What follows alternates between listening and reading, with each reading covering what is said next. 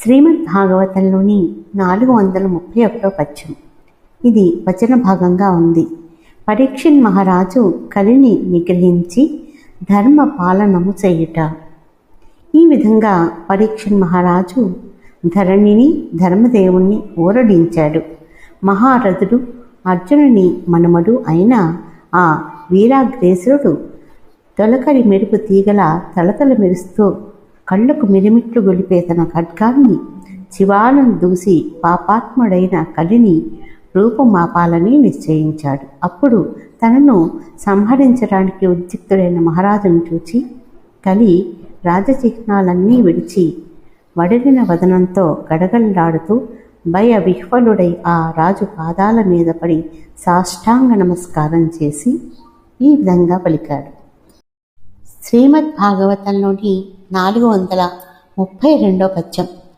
కంపించె దేహమెల్ల చంపకుమో రాజతిలక, శరణాగతు రక్షింపుమని తనకు మ్రొక్కినన్ చంపక, కలించూచి నగచు జనపది పలుకున్.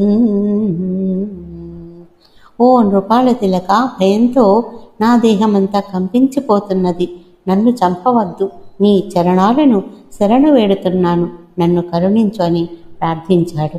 పరీక్షిత్తు కలిపురుషుణ్ణి చంపకుండా క్షమించి ఇలా మందలించాడు.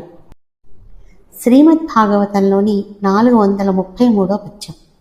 అర్జున కీర్తి సమేతుండర్జున పౌత్రుండు భయరసావృత జనులన్ నిర్జితులన్ చంపనొల్లడు, దుర్జన పాపంబు విడచి తొలగు దురాత్మా.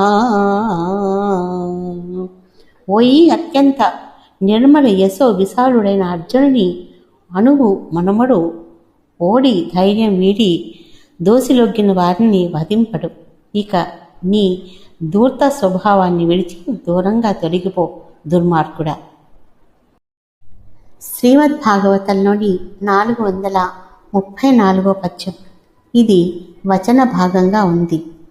పరమ పాపాత్ముడైన నీకు నేను పాలించే ఈ భూమండలంలో స్థానం లేదు.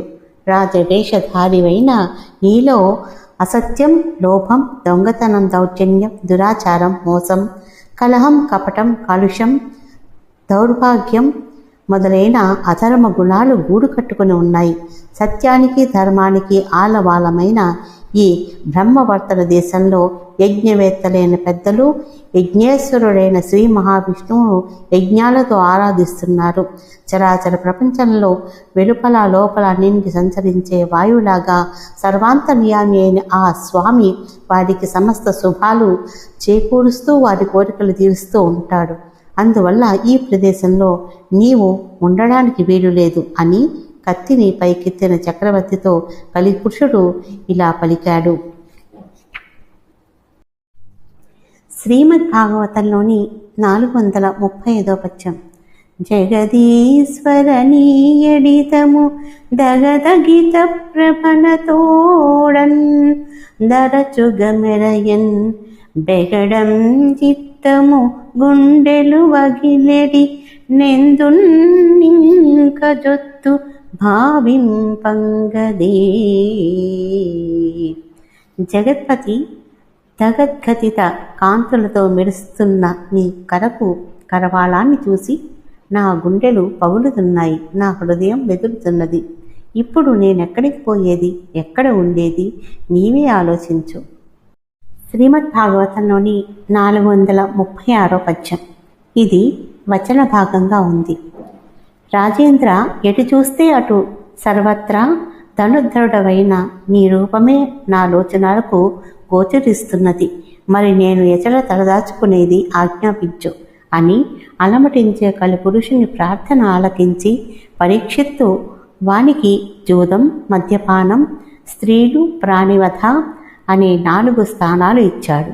ఇంకా అతడు అర్థించగా మహారాజు సువర్ణం అనే 5వ స్థానాన్ని కూడా అనుగ్రహించాడు. అందువల్ల అసత్యం, గర్వం, కామం, హింస, వైరం అనే ఇంకా 5 స్థానాలు కూడా కలి నివసించే ప్రదేశాలు అయినాయి. ఈ స్థానాలలో తప్ప ఇతర స్థానాలను స్పృశించవద్దని కలిని కట్టడి చేశాడు పరీక్షిత్తు.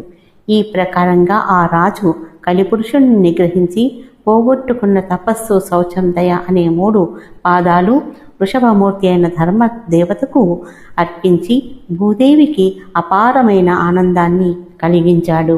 శ్రీ గోపాలకృష్ణ భగవానికి జై.